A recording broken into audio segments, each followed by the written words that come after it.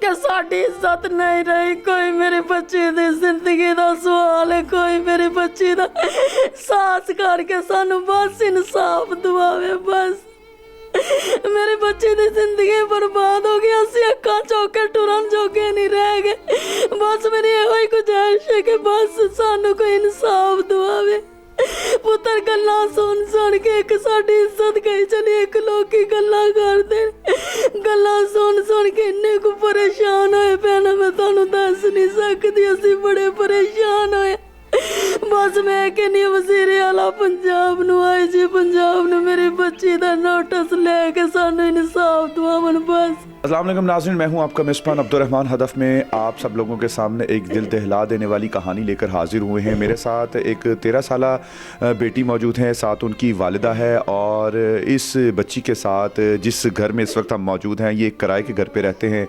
इसके मालिक ने रात के 12 बजे 11 बजे इनके घर में घुसकर ज़्यादती का निशाना बनाया। माँ बाप उस वक्त घर में मौजूद नहीं थे।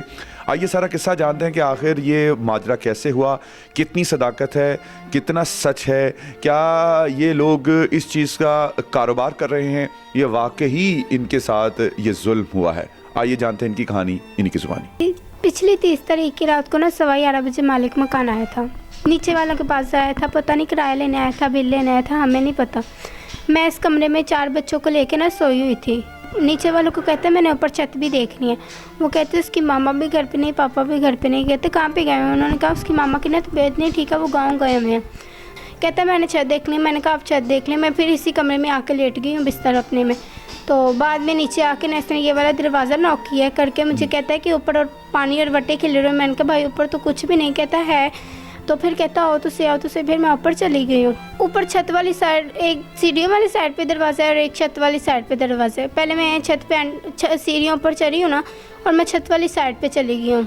तो वो मेरे पीछे छत पे आ गई। मैंने कहा काशिफ भाई ऊपर तो कुछ भी नहीं है। तो कहता अच्छा नहीं है ना, फिर तुम नीचे चलो। मैं नीचे को आने लगी, ऊपर छत पे कमरा, उसने कमरे में मुझे धक्का दे दिया। तो उसने मेरा पहले मुँह बांधा, फिर मेरे हाथ बांध के छोटी सी शीशी में कुछ था, उसने मुझे वो पिला के उसके बाद मुझे चक्कर आने लग गया और मुझे सर्दी लगने लगी। उसके बाद उसने मेरे भी कपड़े उतार के और अपने भी कपड़े उतार के मुझसे ज़्यादती किया। सबसे पहले तो ये बताएं कि आपको जब वाक़े की फ़ौरन इत्तला मिली तो उस वक्त आप कहाँ थे, और उसके बाद फिर जब इत्तला मिली, अगर आप घर से बाहर थे तो कितनी देर में घर पहुँचे? थाने चले गए, उत्थे गए जाके दरखास्त दिती है। दरखास्त दे के असीं अंदर गए, उन्होंने SHO ते पेश कराया।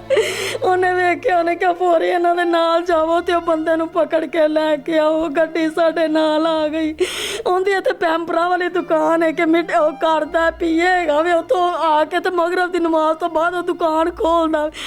आए आ दुकान भी बंद है ते उनके घर गए नहीं मिले। असीं वापस चले गए। वापस गए तो वो जिहड़ा SHO इन्हां दे पापा नूं डांटन लग पिया, कहंदा तो नजायज़ परचा करवाउण लगा से। असीं मैं थोड़ा जिहा फिर बोली, मैं कि नाले साडी इज्जत गई चली, नाले तुसीं कहंदे पए जे नजायज़ परचा करवाउण लग। पहली तो गल है भी उन्हें कहा 11:30 बजे कौन कहंदा है कि किसी किराएदार दे घर जाओ। असी क्या असी कोई फ़ोन नहीं, मेरा किराया क्लीयर है, बिल मेरी हर चीज़ मेरी क्लीयर है। मैं 1 रुपया भी नहीं देना कि 1 रुपया भी देना। एडवांस मेरा 20,000 रुपया इनके वल्ले। 1 बजे जाके इन्हें साढ़े खिलाफ थाने दरखास्त 1:15 बजे दे दी है। तो मैं खादम दे घर गया, खादम ने मैनू गाली गलोच की। उत्थे SP ने आख्या, उन्हें कहा कि महला कह रहा कि खादम ते खादम दी वाइफ घर ही नहीं है सी, तेरे नाल किन्ने? बच्ची ने मेरे नाल गाली गलोच, उन्हें कहा अल्लाह दे बंदिया बच्ची ने तेरे नाल गाली गलोच की, बच्ची का तो तू ना ही नहीं लिखाया होया। उन्हें आख्या मैडिकल करवाउण जो। असीं मुंशी हॉस्पिटल मैडिकल करवाउण चले गए। उत्थे गए, उत्थे पुलिस वाले लिखत पढ़त करते हैं, वो करते पे ने। 1 घंटा गुजरिया है, इन्हें पिछे पुलिस वालियां दे नाल SHO दे नाल पता नहीं की मिली भगत किया। बच्चे मैनू नहीं पता, इन्हें पैसे दिते ने। पूरे 1.25 घंटे बाद थाने फोन गया, चले जेडे मुलाजम साडे नाल गए कि इन्हां नूं वापस लैके आइयो, इन्हां दे मुजरम दा परचा कट्टन लगे आ। जब तुहानूं SP ने कहा सी तुसीं क्यों वापस आए? पुत्तर सानू इन्हां गल्लां दा पता नहीं। इन्हां पुलिस वालियां ने ने फोन किया कि असीं परचा कट्टन लगे, इन्हां नूं वापस लैके। साडे तो 7 पीढ़ियां दे विच नहीं इहो जिहा वाकिया होया। अच्छा, अगर तुहानूं पैसे वगैरह तुहानूं दे देणगे ते तुसीं लैके सुलह कर लो। बच्चे मैनू कुछ नहीं चाहिए, मैं अपनी गरीबी च बड़ा खुश हाँ। सिर्फ मैनू सजा होनी चाहिए, मैनू कोई चीज़ नहीं चाहिए। ਮੇਰੇ ਬੱਚੇ ਨੇ, ਮੈਂ ਗਰੀਬ ਹਾਂ ਜੀ, ਮੈਂ ਬੜਾ ਖੁਸ਼ ਹਾਂ, ਅਸੀਂ ਆਪਣੇ ਘਰ ਥੋੜੀ ਖਾਣੇ, ਅਸੀਂ ਬੜੇ ਖੁਸ਼ ਹਾਂ, ਮੈਨੂੰ ਕੋਈ ਚੀਜ਼ ਨਹੀਂ ਚਾਹੀਦੀ, ਮੈਨੂੰ ਕੁਛ ਨਹੀਂ ਚਾਹੀਦਾ, ਬਸ ਮੈਂ ਕਹਿੰਦੀ ਕਿ ਇਹਨੂੰ ਸਜ਼ਾ ਹੋਵੇ, ਬਸ ਇਹਨੇ ਮੇਰੀ ਜ਼ਿੰਦਗੀ ਮੇਰੀ ਬੱਚੀ ਦੀ ਖਰਾਬ ਕੀਤੀ, ਇਹਨੂੰ ਬਸ ਸਜ਼ਾ ਹੋਵੇ, ਮੈਂ ਹੋਰ ਕੋਈ ਚੀਜ਼ ਨਹੀਂ ਚਾਹੁੰਦੀ। ਸਾਰੀ ਰਾਤ ਨੀਂਦ ਨਹੀਂ ਪੁੱਤਰ ਆਉਂਦੀ, ਤਬੀਅਤ ਇੰਨੀ ਖਰਾਬ ਰਹਿੰਦੀ, ਇਹਦਾ ਪਾਪਾ ਹੁੰਦੀ ਇੰਨੀ ਤਬੀਅਤ ਖਰਾਬ ਰਹਿੰਦੀ, ਸੋਚ ਸੋਚ ਕੇ ਕਿ ਸਾਡੇ ਨਾਲ ਹੋ ਕੀ ਗਿਆ ਹੈ। ਤੇ ਅਸੀਂ ਕਹਿੰਦੇ ਹਾਂ ਬਸ ਇਹਨੂੰ ਸਜ਼ਾ ਦਵਾਉਣ, ਸਾਨੂੰ ਕੋਈ ਚੀਜ਼ ਨਹੀਂ ਚਾਹੀਦੀ। तो हजे तक ਉਹਦੇ ਮਕਾਨ ਦੇ ਵਿੱਚ ਹੀ ਹੋ? ਹਾਂਜੀ ਤੁਹਾਨੂੰ ਉਹਨੇ ਕੱਢਿਆ ਨਹੀਂ ਕਿ ਤੁਸੀਂ ਮੇਰੇ ਖਿਲਾਫ ਇਲਜ਼ਾਮ ਲਾ? ਪੁੱਤਰ ਬੜੀਆਂ ਧਮਕੀਆਂ ਲਾਉਂਦਾ ਪਿਆ, ਫਿਰ ਵਕੀਲ ਨੇ ਕਿਹਾ, ਉਹਨੇ ਕਿਹਾ ਬਾਜੀ ਤੁਸੀਂ ਬਵੋ, ਨਾਲੇ ਮੇਰਾ 10 ਤਰੀਕ ਤੱਕ ਕਿਰਾਇਆ ਹੈਗਾ ਸੀ, ਉਹਨੇ ਕਿਹਾ ਜਦੋਂ ਆ ਕੇ ਬੱਤੀ ਕੱਟ ਜਾਂਦਾ, ਬਾਹਰ ਮਿਲਦੇ ਨੇ ਆ ਮੁੰਡੇ ਰੱਖੇ ਉਸ 2-3 ਉਹਦੇ ਦੋਸਤ ਨੇ, ਧਮਕੀਆਂ ਲਾਉਂਦੇ ਨੇ, ਅਸੀਂ ਕੁੜੀ ਨੂੰ ਮਾਰ ਦਿਆਂਗੇ, ਤੇਰੇ ਪੁੱਤਰ ਨੂੰ ਮਾਰ ਦਿਆਂਗੇ। ਮੈਂ ਬਹੁਤ ਡਰੀ ਪਈ ਹਾਂ, ਮੈਂ 10 ਤਰੀਕ ਨੂੰ ਮਕਾਨ ਖਾਲੀ ਕਰ ਦੇਣਾ, ਮੈਨੂੰ ਕਈ ਕਹਿੰਦੇ ਨੇ ਨਾ ਮਕਾਨ ਖਾਲੀ ਕਰਕੇ ਹੀ ਕਹਿੰਦੇ ਨੇ ਬਾਜੀ ਕਰ ਦੇ। ਮੇਰੇ 3 ਬੱਚੇ ਛੋਟੇ ਨੇ, ਇੱਕ ਮੇਰਾ ਬੱਚਾ ਵੱਡਾ, ਕਹਿੰਦਾ ਮੈਂ ਉਹਨੂੰ ਕਤਲ ਕਰ ਦਿਆਂਗਾ। ਮੇਰਾ ਬੱਚਾ ਡਰਦਾ, ਘਰ ਨਹੀਂ ਆਉਂਦਾ ਪਿਆ, ਫੈਕਟਰੀ 'ਚ ਕੰਮ ਕਰਦਾ, ਉੱਥੇ ਹੀ ਰਹਿੰਦਾ, ਨਹੀਂ ਤਾਂ ਰੋਜ਼ਾਨਾ ਮੇਰਾ ਬੱਚਾ ਘਰ ਆਉਂਦਾ। ਮੇਰਾ ਪੁੱਤਰ ਡਰਦਾ।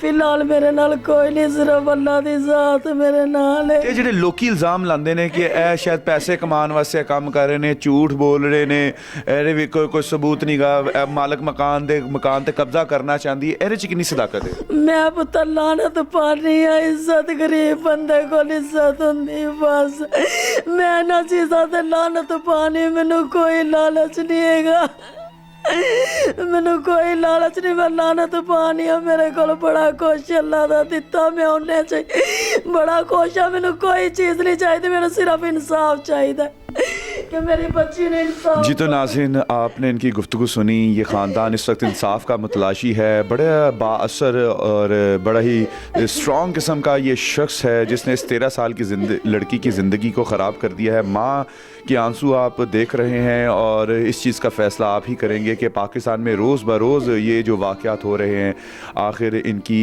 क्या वजूहात हैं, क्या ये लोग सच्चे हैं या ये झूठे हैं, इसका फ़ैसला आपकी अदालत में छोड़ते हैं। इजाज़त दीजिए अपने मेज़बान अब्दुर्रहमान को। अल्लाह ने के बाद।